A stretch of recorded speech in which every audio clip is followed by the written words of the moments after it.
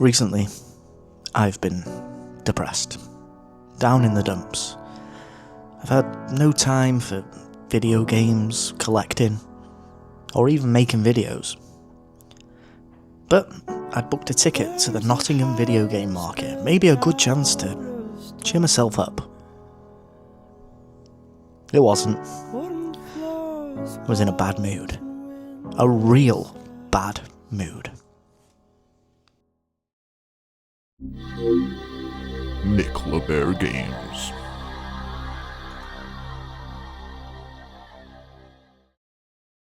Well, I've made it to Nottingham. Didn't park at the venue this time, it was busy.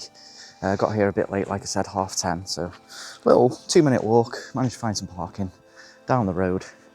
So yeah, we'll head in and see what the market's saying. Let's go.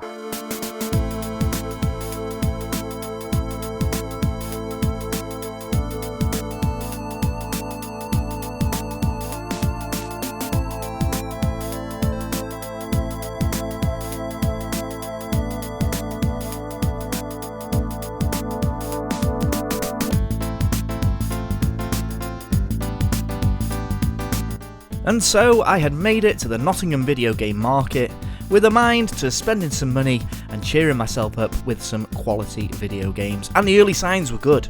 First stall I came to, there was an abundance of decent PlayStation 1 games, and wouldn't you just know it, my wallet flew out the pocket and the pound notes just started floating away. It was almost supernatural.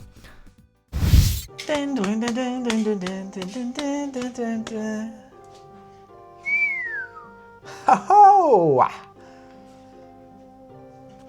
Just take it, empty it out, give me some games. Well, as I mentioned in my previous video, when I moved that billy over into the other corner and started filling it with PlayStation 1, that I wanted to try and make a concerted effort to add some more PS1 titles to my collection. And I did that within moments of entering this market in cold blood. Now I must admit this was very much an impulse buy. I bought it off the cover alone, very 90s looking with the font. I actually thought mistakenly that this might be like a survival horror in cold blood. It's got the red case, it sort of had those kinds of vibes. Turns out it's more of an action game, and by all accounts it's very average, middle of the road. Doesn't do anything particularly well, but is not the worst game you'd ever play. And you know what? I don't mind those kinds of games every now and then, and I am very curious to give this one a go and see what it's all about. But that was just a little teaser into the games I was going to buy for the day, and yeah, let's check out what else was on offer.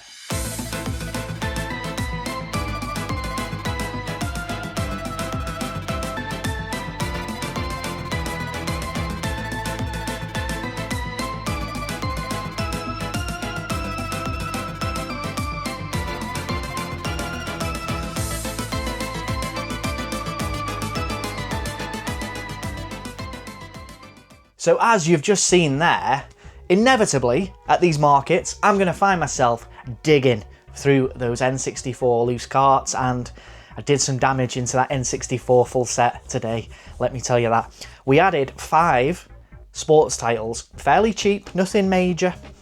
Still in that nice period where I can pick up quite a few for very reasonable prices. It's when we get to the point where I'm having to spend 40 quid on an NFL game I don't want. That's going to be a bit of a stinger. But yeah, picked up 5, nothing special. I think there was 2 FIFAs, 64, 99, Knockout Kings 2000. What else was there? There was the Winter Olympics game, which I've had a little go on that. It's quite difficult, to be honest, not my cup of tea. And NBA Hang Time, there's so many NBA games on the N64, it's unbelievable. Like the American sports on N64, just release them in America. We don't want them, there's too many. But of those 5, there was nothing that sort of sticks out. The only one that I've got some sort of nostalgic attachment to would be FIFA 99. I was desperate for this game as a kid. Had the N64, World Cup 98 was like my football game of the time. And I ended up playing it to death, and I got national team fatigue. I wanted to play as club teams. And I remember we rented this cartridge from the video shop, you know, show my age now, for the weekend, and it absolutely blew my mind that I could play as Man United. I could play as Barcelona, are you kidding me? I was so desperate for this game and I never got it. But you know, better footballing games were ahead. Pro Evolution Soccer and all that era, you know, I was there for it. But at the time I really wanted that game, and it's so nice to pick it up now. I've had a little go on it as well, and it's still got that nostalgic feeling for me. So yeah, cheap as well.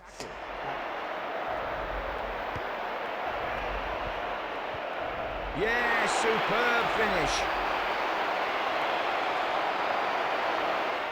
So at this moment as well, I did pick up some fairly decent N64 games.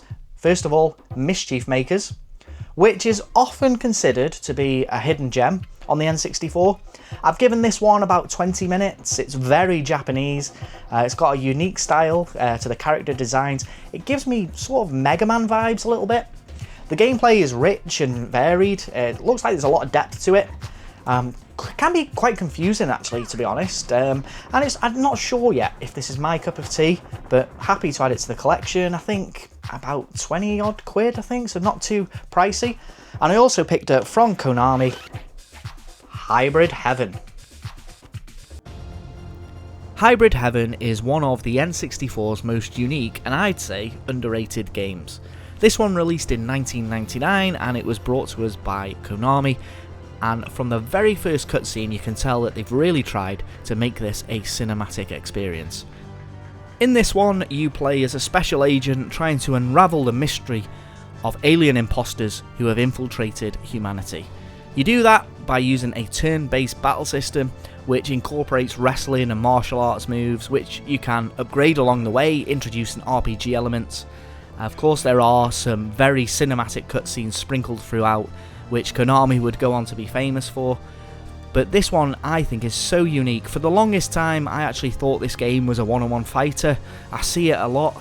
You can pick it up for a very reasonable price, it seems to be everywhere. And I avoided it for a very long time, but I'm actually really glad I finally pulled the trigger and picked it up. Because it's not the game I thought it was. It's actually really quite a unique title in the N64 library. There's nothing quite like it.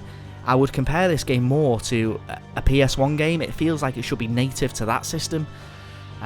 But to get a game of this sort of style, tone and presentation on the Nintendo 64 really sets it apart from the rest of the library.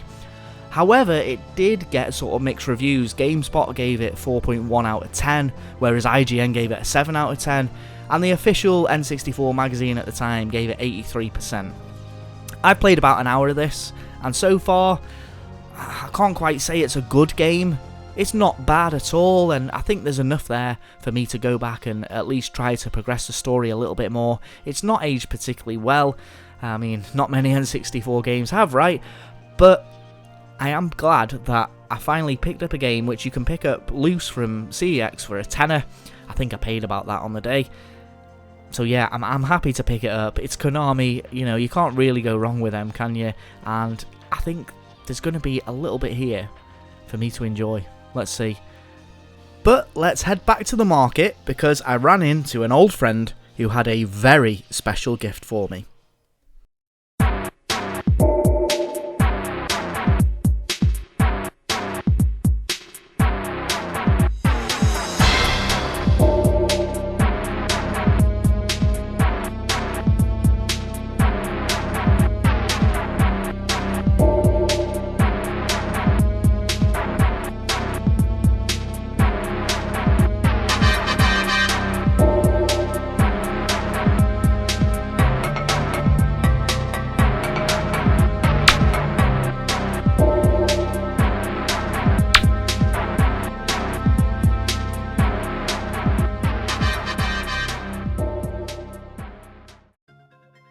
So as you've just seen there, while I was scooting round the market, I bumped into a couple of familiar faces in Callum, Retro Ghetto, and James from James Master on YouTube.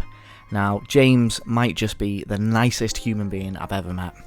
He knows I'm an N64 guy, that I'm going for a full set, and he kindly donated me what he said was his last N64 game in his collection, and it is a real special piece. Yes, I know. The footage I got of both Callum and James could have been better. You only see the lower halves and the back sides, but when it comes to filming in public, I'm still a little bit shy. You know, I don't just want to rock up to somebody sticking my DJI Osmo in their face, because they might not want that, they might not want to be on camera. I mean, I'm sure they'd help me out, you know, they have done in the past, especially James, and I just want to take this time to talk about James for a little bit. Now, he gifted me the last N64 game in his collection, and it is a real nice piece. I'm so happy to have it, and it's now got pride of place in my games room. But I just want to talk about the man himself for a little bit. He is the nicest, most generous man I think I've ever met. Every time I see him at these sorts of events, he's always got a big smile on his face. He's got time for everybody. And if you don't know about James, I would highly recommend that you go and watch Callum's video over on Retro Ghetto. The video he's done all about James. It's honestly a real good watch. A bit of a tearjerker, it must be said. But after seeing that video now and knowing the measure of the man, he's just gone up again in my estimations. But the gift, I can't believe he's give this away. So let's take a look at it. And yes, I know I look a mess. I've been painting all day. You know, YouTube's not paying the bills, you know.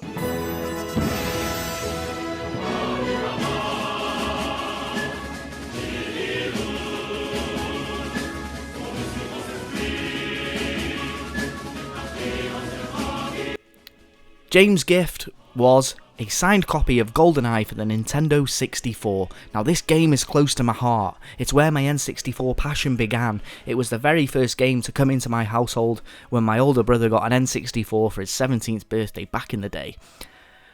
And this copy was signed by Kev Bayliss, Sean Pyle and Chris Harlow, all Rareware employees working on the development of this great game. So for James to give me this as a gift out of the blue, honestly, I was shocked, surprised, and so grateful. So thank you so much, James. Honestly, I can't believe you just give this away. It's an awesome piece, and I've tried to jazz it up as best I can and get it on display because I think it deserves it. And this moment actually lifted me on what was probably a very bad day for me, because for whatever reason, I was in a bad mood. So, let me address what was kind of the elephant in the room on the day. I was in a bad mood. Like, I just wasn't in the mood for this. For the market, for game hunting, for spending money, actually. You know when you book something and you think, I'll enjoy that later. I'll book it, even though I don't fancy it now. When it rolls round, I'll be right up for that and I'll have a great time. I thought that was going to happen, and it didn't. I'd say since the turn of the year, I've had what I would describe as hobby fatigue, which is odd because it's not as if I was running hard with either game collecting or content creation, but I got to a point where it felt like a struggle, a strain on the finances for various reasons. It just was scheduling issues, like I was working a lot. Obviously I've got my family, I've got other hobbies that I enjoy, and game collecting just took a back seat. And that meant that content creating also took a back seat. And that meant that by the time this market rolled round, I just wasn't in the mood for it. And that probably reflected in the way I was with people. And that's wrong. And I want to apologise for that, because I was no fun at all on this day. I had people which I know, love and respect come and try to make conversations with me. And I was just like a wet blanket. And I certainly, even if I'm not having a good day, I certainly wouldn't want to make anybody else's day worse off. So I do apologise for that if there was anyone there that I spoke to and, you know, I just wasn't fun to be around. And I felt so guilty when I got home, because I was having a good look at the gift that James had given me. Fantastic, phenomenal. And I should have been over the moon and bouncing, and I was really happy at the time, of course I was. But I just wish I was in a better mood like I am now, because I'd say I've been to another market since, I've done more game collecting since then, and I'm right back into the hobby again. And sometimes that's all you need. It's okay to have a little break. We've all got to remember that game collecting, and even content creations for somebody like myself who's small, it's not going anywhere. Pick it up and drop it as you please. Life comes first. Game collecting is here to be enjoyed. It shouldn't feel like a chore. And it didn't feel like a chore. It was just a bit like, oh, it wasn't my waking thought like perhaps sometimes it is. And it isn't now. It's all about balance, isn't it? Like, What am I doing? I can't be sitting here giving therapy sessions. Listen, all you need to know is I love my games. I really enjoy content creation. And hopefully I'll do more of both.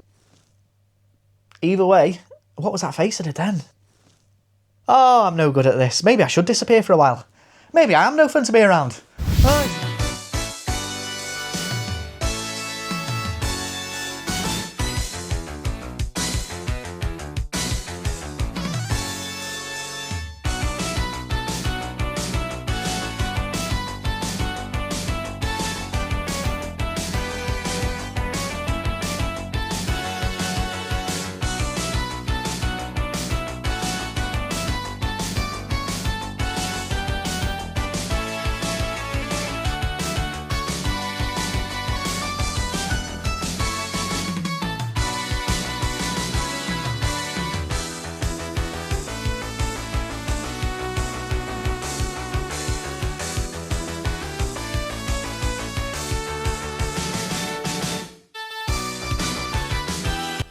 If you know anything about Mick LeBear games by now, then surely you must know that I'm going for that full N64 PAL set. But of course I'm going for the loose carts because, I don't mind admitting it, I'm a little bit cheap. And when it comes to Sega Mega Drive and Super Nintendo, I collect the same way. I'm all about building a collection on a little bit of a budget. Now I'm not against CIB. If you want to go for that elusive cardboard and manual, then more power to you. I tip my hat to you. But that's not the way I collect at the moment. And going to these markets is a great thing because there's always an abundance of that beautiful plastic, and you'll often find me digging through bins, trying to find myself some little bargains. But what I don't appreciate is these sellers sticking those tubs, buckets and bins underneath the table, right down at the bottom, making me feel like some sort of bottom feeder. I know it's not CIB, but I'm still game collecting. Show some bloody respect, will ya? Oh, hey, I'm alright. Yeah, I'm telling you, there's some bloody gold down here. I just can't bloody reach it. You know, fair enough, I've got to wrestle past athlete's foot and fungal toenail infection to get the games I want, but it's the price you pay. Completing box up there. Hey, look at that, 50p. You tell me who's bloody winning. Right, pull me out. So while I was down there in the cobwebs, I did find some gold. Some N64 gold and 2 more games to tick off the list. Starting with Mystical Ninja, starring Geomon, is it? Or Gomon? Dunno, little Japanese fellow with blue hair. Whips his pipe about. Yay? I actually thought this game was more expensive than it was. I think I paid like 25 for this. It turns out it's the sequel that's expensive. There was a second one, and that's probably about 150 loose cart. You're talking 450 to 500 complete in box. Very similar sort of situation to like Snowboard Kids. You can pick the first one up for fairly reasonable, but the sequel will get you. I've given this one a little go. It's got Zelda-ish elements to it. I mean, it's such a cliche, isn't it, for somebody to describe a game like, it's a bit like Zelda. Well, it's not like Zelda, is it? It's similar. Very Japanese inspired again. Set in Japan, you can climb Mount Fuji, which is where I've got to so far. It's not too bad. Do I think I'll complete it? Don't know, there's nothing really hooking me into making sure I go back for another visit. And the second one I found down there was Fighter's Destiny. Now this is a 1v1 fighter, which the N64 is not short of. This one also got a sequel, which didn't release in the PAL region, so it won't be on the list. And you know what? I actually think this is a proper hidden gem on the system. You can pick this up for about a tenner, maybe even less. And okay, presentation-wise and characters, generic. We've seen it all before in fighting games, especially sort of Japanese-y inspired ones. But where this game shines is in the gameplay. Now, it scores the bouts differently to most fighters. Normally, you're just wearing down the HP bar and whoever's empties first has lost. That's not the case in this one. It's a timed round. Whoever's done the most damage at the end of the round will score 1 point. If you can knock out your opponent with like a punch or a kick, you get 2 points. And if you can pull off a throw or a special move, you can get 3-4 points, which is, it's a brilliant way of doing it, because I've had bouts where I've been sort of like 7 points behind thinking, oh, I've lost this one. You pull off one counter, you get a throw in there, all of a sudden it's game on and the tables have turned.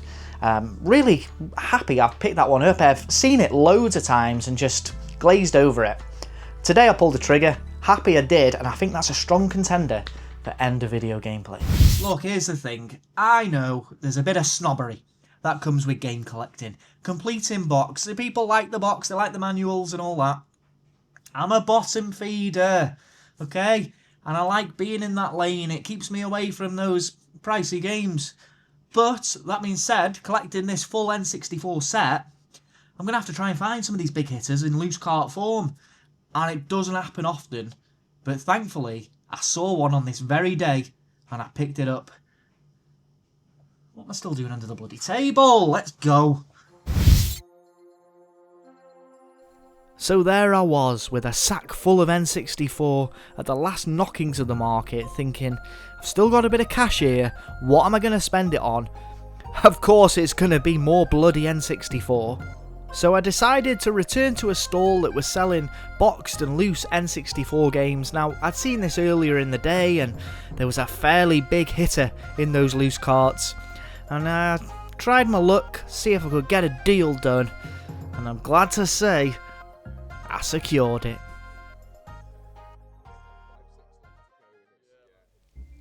And there it is. That beautiful skull box art that we know and love on the Nintendo 64. Oh, yes. A fairly big hitter ticked off the list.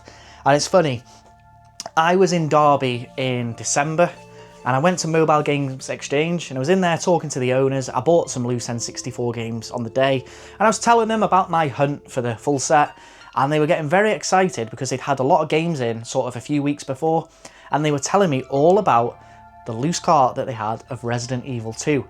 Now, it's not the most expensive loose cart in the set, but it is fairly rare. You just don't see it loose cart. It's never been in stock on CEX when I've looked. You could probably get it online, eBay, all that, but I don't tend to do my shopping that way. I've never seen it out in the wild, and I saw it on this day, and I saw it early, which was a bad thing because he was selling it for 90. Now that's a great price as it is. You could get 3 figures for this easily. And I passed it up because that was a big chunk of my budget gone early doors, and you know, I had FOMO. I thought, well, what else is around the corner here? Let's just steady. Let's have a few laps, we'll come back. And it's a risky game that, because it could well have gone and I'd have regretted it, of course I would. I did a quick lap, I headed back and he's still there, lovely guy. He was selling boxed games and a lot of loose carts. I think he had got a full N64 set himself, he was saying, and he was starting to sell it off, thin it out. And yeah, I was happy to get this sort of biggish hitter for a good price. Managed to knock a tenner off, did an 80 quid deal. Can't say fairer than that. Really happy to pick it up. And you know what? Yeah, it's kind of annoying because I own this game on the PlayStation 1 and that is the better version for sure. And I've got the remake as well, so I'm not short of playing some Resident Evil 2 if I feel like it. But the fact that the N64 got a Resident Evil game is fantastic. And I put this on. Yes, it's the inferior version. It looks good. It sounds good. It plays well enough. If you got this back in the day on the N64, you'd have been well happy to have a fully fledged Resident Evil game, and one of the best ever, let's not sugarcoat it, on the Nintendo 64. And I'm really happy to add it, and it's going to take pride of place on the wall of 64, and you know Mick LeBear's getting excited when he starts spitting. Resident Evil 2. Welcome. Nearly kissed it then, but he's an ugly fella. It's also worth mentioning that on the way home from this market, I stopped at Argos and picked up a game for full price, which is something I never do. But people have been raving about this game and hadn't quite had my Resident Evil fix. So I picked up a copy of Requiem on the PlayStation 5 and I'm pleased to say I finished it. Like 9 hours I think in total to finish it. Did it over sort of 3 days. Really enjoyed it. Now people were telling me this is the best Resident Evil ever. It's a return to form. Capcom have done it. They're back. They're the kings. And while I can agree with some of that, I feel like this game did disappoint me in some areas. But I'm going to talk more about that in an upcoming episode of Mixed Game Chat, which is my podcast in all but name. So stick around if you want to see that. Should be with us soon. Great game though, I would recommend it. Whether you like Resident Evil or not, it's a good game. And you don't need to have played the others to enjoy this one. It's kind of standalone, even though it does tie into the others. But yeah, 2 Resident Evils picked up on the day. And you know what? I'm in the mood to get some end of video gameplay done. And there's no debate today. I'm playing Fighter's Destiny. Okay, end of video gameplay time, and of course we are playing Fighter's Destiny. We'll just go versus calm, which I think is basically like an arcade mode. No data, yes, doesn't matter. Right, we'll go through the characters. We've got Ryuji, who's very similar to another fella we know from a fighting game. Abdul, Mei Ling, Tomahawk, Ninja, we're hitting all the stereotypes here. Burra for a Swiss one. Valerie from Germany. Bob, just Bob from Brazil. Little Bobby from Brazil. Leon from Spain. And Pierre, the French clown. Well, who to be? You know what? I think it's going to have to be Bob, isn't it? Will be Bob. Bobby from Brazil. Now, this one, of course, is Fighter's Destiny, released in 1998, and it was known as Fighting Cup in Japan. Very original name. Oh, and we've hit a throw there. This was what I was talking about earlier. If you can get the throwdowns, as you see there, that little power slam there has got me 2 points. And what are we aiming for? Is it 7? Oh, and he's got me with a throwdown, 2 points to him. You can reverse these as well. So you can get out with him. I was a bit slow off the draw there. A nice little suplex from Leon. So it's now 2-all in the race to 7. Can string together combos and try and knock your opponents. Oh, lovely pile driver there. Gets another 2 points. Go on, Bob. Yeah, you can knock your opponents off this cube that you fight on. I think every stage is basically a cube, just with a different background in the back. Little, ooh, nice little drop kick there. Ooh. So you can block in this. Oh, and as you saw there, just a little feint. Oh, clubbing blow there from Bob. And Bob seems a bit of a powerhouse. He's dodging a lot of my attacks here, and he's hit me with another. So the time might actually run out on this Swan. Oh yeah, we reversed that there, and we've countered it into a throw of our own. Another tombstone there. We're 1 star away, 1 point away from getting the win. So far, every round has gone by a throw. Now you can get counters as well, and you can just deal damage. Oh, he's Leon. Looks like he's out for. Oh, big strikes there. And it's over. We've got the other power slam. Go on, Bob. Stage 1. Easy work for my man. Graphically, this one is okay. It's not setting the world alight, is it? And you've got to remember, this came out in 1998. So competition would have been fierce. Of course, you'd have had the big boys, Street Fighter, Tekken, ripping it up. So it was always going to be difficult. Oh, lovely. Got him there. Always going to be difficult to break onto the scene with a one-on-one fighter and actually do something with it. Of course, Mortal Kombat was still a thing as well, you know. This isn't even the best one-on-one fighter. Oh, and we're just spamming the pile drivers. They can't deal with it. Bob's too strong. Yeah, this by no means is the best fighter on the system, but the scoring system sets it apart. You can have some... Oh, always they've reversed.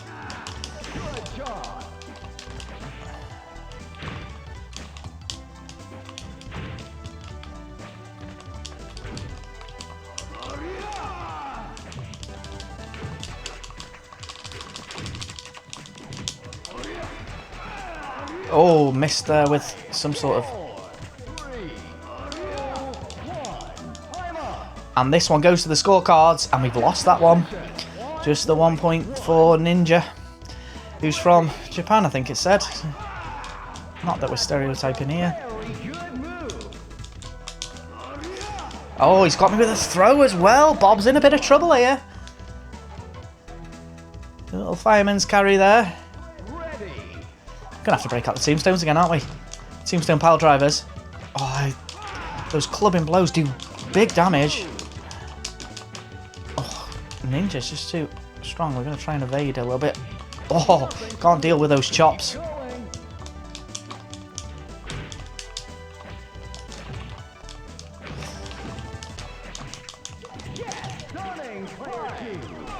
And why not finish that with a pile driver? Get the extra 2 points.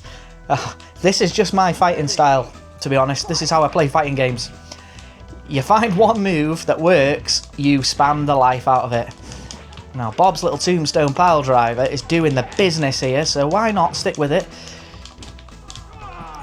Oh, reversed. Oh. Ah, I missed there with it. Oh, reverse the throw. But we may well lose this one. And we've won it on the scorecards. We got that last result, and that is the stage 2 complete. Yeah, if you're new here, or you've been around for a while, you'll know by now, I'm not good at games. Oh, there's a little clone in the mix here now. A little bob off. Get your bobs out. I like his outfit more than mine. He's got a nice little vest, but he can't deal with the tombstone pile driver. Bob, just Bob beating on himself here. Oh, yeah, look at that little push there. There's only one Bob in town, mate. Why not? Little pile driver. I haven't yet figured out how to knock people off the edge. Like, he was stunned there. You could have done anything with him. I'll tell you what, little Blue Bobby, they can't cope with it. They cannot cope with the pile driver. I'm really hoping you've come here to see Blue Bobby with a little reversal. Look at this. Flips it, hits it with the body slam. Fair play. Blue Bobby's got a bit to him. But he's going to get tombstone pile drived yet again, unless... How do we knock him off? Oh, I think you got a maybe low kick.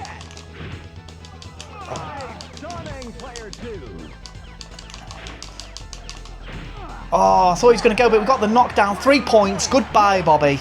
Goodbye. Stage 3 complete. How far can we go? Tomahawk. Suspension bridge. Now...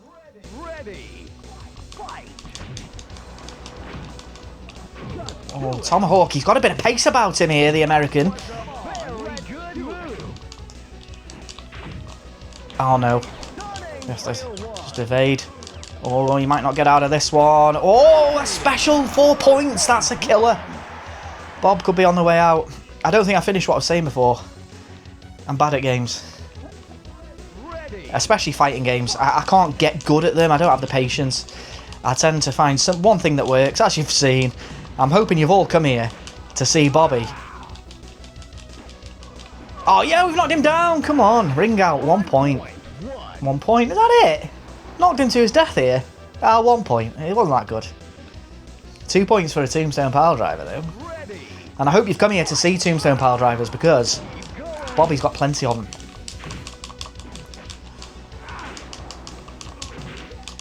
But this is where the point system is... Oh, Tomahawk. Reversals all over the show. Oh, some good moves there.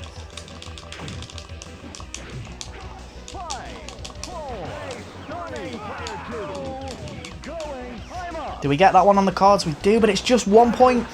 This is where the score system is good, because if I can hit him with a special of my own, or maybe 1 or 2 of those pile drivers, we might have a chance of turning this tie around as we...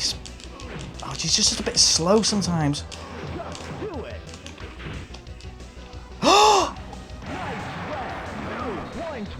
A counter to pull me down off it. I've not seen that before. Fair play. Tomahawk's got some moves here. And he's 1 point away from taking this. We need something big. If I can break out, just give me one. Oh no, he's reversed it. Oh, he's trying to tap me out here. What's his submissions as well? This game just surprises me at every level.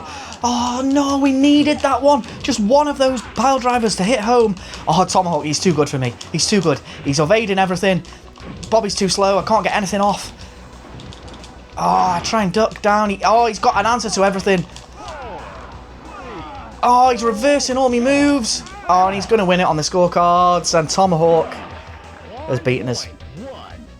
But you know what? What great fun that was for a tenner or less. It's a decent little fighter. And you know what? People say, oh, there's only 5 good games on the N64. There's not.